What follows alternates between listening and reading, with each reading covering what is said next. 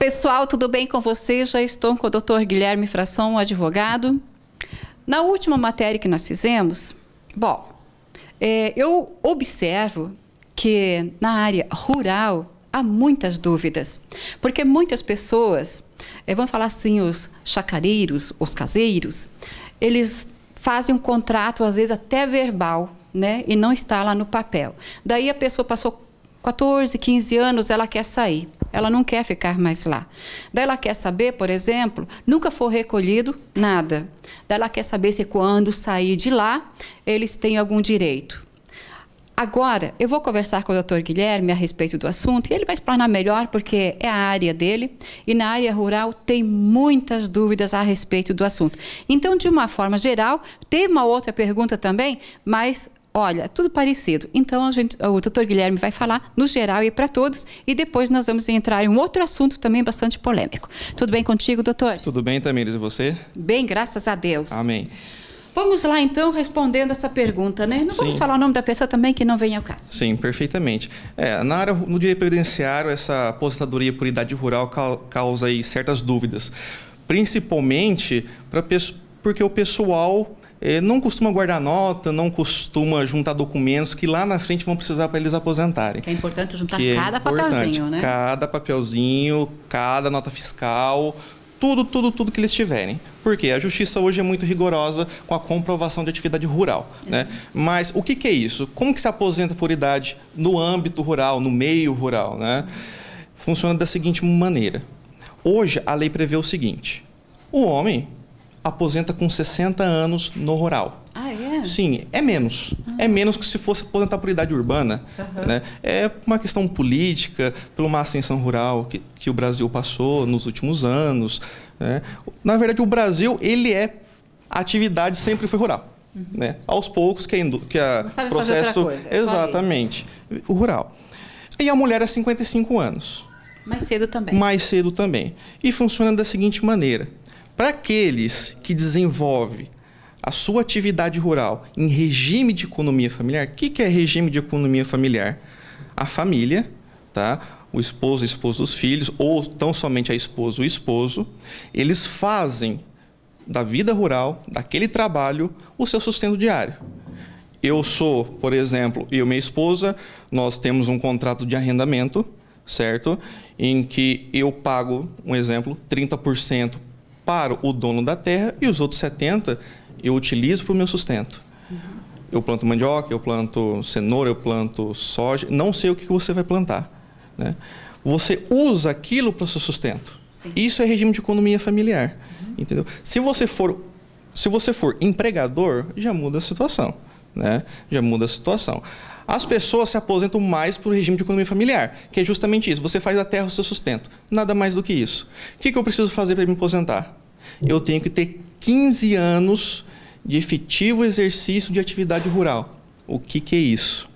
A mulher, a partir do momento que fizer os 55 anos, ela conta assim, é uma conta muito fácil. 55 anos para a mulher, eu conto 15 anos para trás.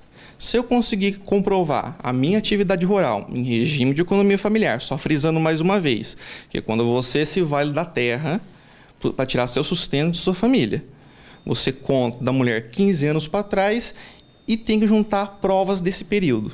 Notas fiscais, contrato de arrendamento, a matrícula da propriedade, certidão de casamento, eventualmente, que consta lá a profissão do marido como lavrador ou a própria profissão dela como lavradora. São tudo um indício de prova material que vai fazer com que ela se aposente lá na frente. O INSS, na parte administrativa, ele é muito rigoroso com isso. Geralmente, eles pedem pelo menos uma nota por ano. Então, 15 notas. Mas não só. Tem que ter algo a mais. É por isso justamente que o INSS acaba levando para a justificação administrativa. O que é isso? Ele vai querer ouvir testemunha. Vizinho que viu trabalhando, falou assim, não, eu vi a fulano de tal lá trabalhando todos os dias, carpindo, colhendo, plantando, não importa. Né? A prova testemunhal e a prova material, ela tem que vir em conjunto. É um detalhe importante que eu estou falando agora. Muita gente chega aqui e fala assim, eu não tenho prova documental, só tenho testemunho. A justiça não aceita. Não resolve. Não resolve. Tem que ter um início de prova material. O que é o início? alguns documentos que comprovam que de fato você trabalhou na roça. Entende? O homem, eu estou falando da mulher, mas vale para o homem também. Entende? O homem é 60 anos, a mulher é 55. Simples assim. E 15 anos de efetivo exercício rural para os dois. Conta-se 15 anos. Fez 60 anos o homem, conta-se 15 anos para trás para ver o período. Fez 55 anos, conta-se para trás. A menos que a mulher deixou passar ali um tempo, passou de 56, 57, aí a partir do requerimento administrativo. Mas também contando os 15 anos. Simples assim. Se a pessoa, eventualmente, ela mora aí numa propriedade rural, mas ela possui registro em carteira como empregado, ela já não vai se valer dessa atividade de economia familiar, porque ele é empregado. Ele não trabalha em regime de economia. Não tem mútua dependência entre a família. Ali um empregador contratou ele, registro mediante salário, entende? E ele vai aposentar naquelas outras regras. 65 anos homem, 60 mulher. Agora, se eu desenvolvo a atividade sem registro em carteira, mas eu uso da terra para o meu sustento, em regime de economia familiar, eu aposento por esse regime especial que é do rural. Não confundir, nunca. Rural é uma coisa, aposentadoria de empregado é totalmente diferente. Então, assim, para aqueles que desejam aposentar rural daqui a um tempo e que moram no sítio, obviamente, sempre procurar angariar provas, materiais, notas fiscais, registros, tudo que comprove que de fato as pessoas trabalharam no sítio. Contrato de arrendamento, certidão de nascimento de filho falando lá que o pai ou a mãe é rural, ou certidão de casamento também falando, é tudo indício de prova material. Simples assim. E que as pessoas tenham essa orientação e esse cuidado com essas provas materiais. Que lá no final, na frente vai aposentar tranquilamente. Agora, se não tiver prova, infelizmente daí vai ficar difícil. Ele pode sair do sítio? Poder ele pode. Ele lá na frente, ele vai poder usar o sítio? Aí vai depender da situação. Aonde que ele vai se enquadrar. Se ele vai querer usar para atingir a cidade, se ele vai querer para uma aposentadoria híbrida, isso aí daí, no caso, vai ter que ver cada qual a situação dele e ele vai ter que procurar o profissional da confiança dele para fazer o devido cálculo. Agora, se ele quer aposentar eventualmente só no rural, que vai ser um salário mínimo e não passa disso, deixar bem claro, ele vai ter que continuar no sítio aí por 15 anos, esperar até os 60 e ir pegando as notas. E isso se ele utilizar a terra para o seu sustento de sua família. Um contrato de porcentagem, um contrato de parceria, não importa. Mas ali ele tem que tirar seu sustento. Agora, se ele for empregado com registro, cumpre uma determinada horário de trabalho para o seu empregador, aí o vínculo é diferente. Aí ele vai aposentar com 65 anos se homem, 60 mulher, e daí tem que ter o registro em carteira. Automaticamente ela se aposenta também? Na verdade, funciona o seguinte... Ou no documento tem que constar que os dois vão trabalhar? Não. Geralmente, isso acontece desde muitos anos, desde muito tempo atrás, os documentos da atividade rural sempre saem no nome do homem. Sim. Sempre saíram. E a mulher geralmente consta lá, do lar. Isso é uma prática muito corriqueira, isso aí tem muito ainda. Eu não vou aposentar. Vai. A justiça aceita, assim como o INSS tem aceitado documentos no nome do homem que vai valer para a esposa, inclusive para os filhos. Porque não tem lógica. Se a mulher e os filhos trabalharam com o homem e só pelo fato da nota ter sido no nome do homem não valer para os outros, isso não tem lógica. E a justiça tem concedido sim, até o próprio INSS tem concedido administrativamente, desde que você comprove de fato o efetivo exercício, né? Sem problema nenhum. Você está falando tudo isso aí, está me passando algo aqui pela minha cabeça. Certo. Vamos imaginar, tá? Fiz um contrato com você, vou trabalhar na sua chácara, na tua fazenda. Fiz um contrato contigo. Certo. Agora, é só nós dois. É o meu nome e o seu que envolve, né? Não vai envolver o nome do meu marido, por exemplo. Eu quero falar a respeito porque eu já vi isso. Um sítio, tá? Ele fez um contrato lá com o dono das terras. Uhum. E por que a mulher não pode ajudar ele no que ele vai fazer? Isso aí pode dar problemas? Não, eu não vejo a mulher... Porque se ela pode também se aposentar, sim, ela tem direito também de ajudar. Não, justamente, é isso que eu acabei de falar, né?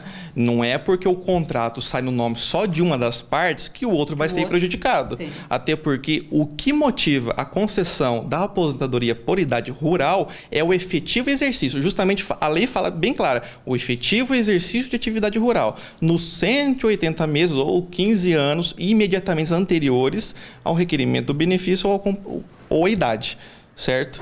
Então, não é porque o marido fez o contrato ou a mulher fez o contrato no nome dela que a parte não vai se beneficiar. A menos, claro, que a mulher nunca tenha trabalhado no sítio ou o homem nunca tenha trabalhado no sítio. Aí não é o jeito, não é o caso. Mas se de fato foi feita atividade, vai aposentar sem problema nenhum. Uns com mais dificuldade, claro, talvez por ausência de documentos, outros com mais facilidade. Simples assim. Agora, a pessoa, por exemplo, que você, o empregador, você vai, toda a papelada que foi feita vai ter lá. Eu vou pagar R$ 1.500 para o seu José, lá para o seu José administrar o trabalho. Então, mensalmente, ele vai pagar isso. Certo. Tá? Mesmo a mulher pode trabalhar com ele ganhando esse dinheiro, ou ela não pode fazer nada, que ela pode ir para a justiça e falar assim, não, eu trabalhei também. E complicar tudo. Olha, depende do caso. No caso que você me colocou, se houve um contrato de trabalho, eu te contratei, você vai exercer um horário pré-fixado, certo? Tem a pessoalidade ali, né? Tem a onerosidade, que é o vínculo trabalhista mediante salário. Isso aí já não é mais regime de economia familiar, isso é um vínculo empregatício. Se eventualmente não tem registro em carteira e mesmo assim você se submete aos mandos do proprietário, isso aí já escapa da aposentadoria por idade rural. Isso aí já é uma aposentadoria voltada com os requisitos normais, né? Eu sou empregado, eu não exerço atividade de economia familiar, eu sou empregado. Então, eu consigo lá aposentar, mas não no rural. Eu consigo aposentar porque eu vou ter registro em carteira, entendeu? Não tem como chegar para o juiz e falar assim, ó, eu tenho registro em carteira, eu sou empregado, eu recebo salário, mas eu quero me valer da atividade rural, do regime de economia familiar. Não, eu sou empregado. Eu recolho. Bom, doutor Guilherme, vamos continuar então. Para nós encerrarmos, o contrato e registro, né? São duas coisas bem diferentes. Sim, são coisas diferentes. Se eu sou empregado mediante registro em carteira, eu, obviamente, não posso me valer da atividade rural do regime de economia familiar. Isso quer dizer o quê? Se eu sou empregado numa fazenda, de um sítio, de uma chácara, não importa, sou registrado, cumpro um horário de serviço, só que minha mulher não faz nada, lá na frente eu não tenho como falar que eu me beneficiei do regime de economia familiar, porque o meu marido ou minha esposa foi registrado. Então, os filhos e as mulheres elas vão ter que pegar ou se dirigir até a cidade ou tocarem uma outra propriedade daí em regime de economia familiar. Só que daí é uma questão de prova. Depois que eu junto a carteira do marido falando que ele era empregado, como que eu falo para o juiz que eu retirar o meu sustento da terra? Aí é difícil, né? Agora, se o dono da terra fez um contrato de parceria, um contrato de arrendamento, ou o famoso contrato de porcentagem, que é um termo mais vulgar, né? Eu pago lá 30% para o dono da terra, os outros 70% eu vendo para as minhas despesas. Neste caso, eu sou o regime de economia familiar. Então, eu estou tirando da roça o meu sustento. Eu não dependo, eu não sou subordinado a um terceiro. Eu sou meu patrão, eu trabalho com a minha família. Entendeu? A partir do momento que eu sou subordinado a um terceiro com registro, isso aqui já cai fora. Esse regime de economia familiar. Agora, se eu não tenho registro, mas eu tenho um contrato de porcentagem, de parceria, qualquer que seja, e eu trabalho com a minha família, com meus filhos, eu tiro o sustento, aí sim é regime de economia familiar. Aí vai valer para todos, eventualmente lá na frente. Tanto o homem, para a mulher, quanto os filhos, ainda que muitos anos após eles venham para a cidade, por exemplo, dá para mesclar os tempos. Né? Eu trabalhei lá 20 anos, de 1960 a 1980, e hoje eu tenho mais, por exemplo, 20 anos na cidade. Dá para unir os dois? Perfeitamente. Perfeitamente. A renda vai cair? Vai cair um pouco, mas dá para unir perfeitamente. Né? Agora, para aqueles que querem aposentar por regime de economia familiar só pela idade, Até porque só o rural você não aposenta por tempo de contribuição. É uma diferença, só que infelizmente não dá para ficar alongando. Mas aqueles que querem aposentar por regime de economia familiar, que é mediante contrato de arrendamento, parceria e tudo mais, isso aí é só por idade, né? 60 anos homem, 55 mulher, tem que apresentar documentos comprobatórios da atividade rural, mais eventualmente testemunhas. Simples assim. Legal. Eu vou fazer uma pergunta para o Dr. Guilherme agora, a respeito de um assunto também que se fala muito. O que é dano moral? A gente ouve às vezes muito, a gente ouve até em banco isso, né? Os gerentes falando sobre dano moral. Qualquer coisa lá é um dano moral. O que é um dano moral? O dano moral é um assunto aí bastante difundido nos últimos anos, né, no Brasil, e o que tem motivado também a milhares de pessoas a ingressarem com ações judiciais na justiça, né? E o que é um dano moral? Quando eu sou vítima de um ato ou uma omissão e aquilo me causa uma dor, me causa um sofrimento, me causa um dano físico, isso é o chamado dano moral. É um ato de um terceiro, de um agente violador, que me causa um constrangimento tamanho que a justiça fala o seguinte, que a lei fala o seguinte, aquilo que você causou para aquela pessoa, o sofrimento que você causou para ele, né, a dor, a tristeza, aquela debilidade, ou até mesmo um dano patrimonial, isso é o chamado dano moral. É uma forma de recompor aquilo que eu perdi. Só que o problema, muitas vezes, está na dificuldade da produção dessa prova, né? O dano moral, só vou fazer um parênteses aqui, ele está aí presente em várias áreas do direito. O Código Civil, né, que é basicamente o pioneiro, que trouxe aí a noção do que é um dano moral. Nas relações de consumo, Código de Defesa do Consumidor, você vê muito pessoas que compram aparelhos celulares para trabalho, aí apresenta defeito, certo? E a pessoa precisa daquele aparelho e muitas vezes a empresa não troca ou não quer trocar. E isso pode dar ensejo, sim, a um dano moral, dependendo da circunstância, tá? Uma inscrição indevida de banco, o banco me inscreveu no Serasa, só que eu não tenho essa dívida. Ou eu paguei essa dívida, mesmo assim ele me inscreveu, e isso dá dano moral. Mas só uma inscrição? Sim, você, por exemplo, que é uma pessoa que sempre trabalhou, que sempre prezou pelo nome, certo? E você vai muitas vezes numa loja e vê lá uma restrição. Olha o tamanho do constrangimento. É a mesma coisa que falar assim, eu sou mal pagador, eu devo para terceiros. Isso é um constrangimento. Isso não é um mero aborrecimento, isso é um constrangimento muito grave. E a jurisprudência, né, os tribunais, ele tem dado ensejo aí a indenizações, né, por esse tipo de prática abusiva, certo? E não só isso, o dano moral está presente também no direito ambiental, está presente também em contratos, nos contratos. Muitas vezes as pessoas dão ensejo a uma quebra contratual, dependendo das circunstâncias, também pode dar ensejo ao dano moral. Certo? O que nós mais vemos no dia a dia é mais contratos do consumidor, né? Relações de consumo. Ficou em voga aí por muito tempo um costume, é fila de banco. A pessoa ficava 40 minutos na fila do banco, ingressava a ação na justiça, alegando que o tempo máximo permitido é 30 minutos no dia de pico. E por um tempo a justiça sim começou a conceder indenizações. Indenizações até boas. Só que chegou uma hora e falou assim, opa, peraí. Virou um abuso, virou uma indústria milionária de indenização. O que os tribunais começaram a fazer? Eles começaram a falar assim, não, tem dano moral. Só que eles têm elevado esse tempo.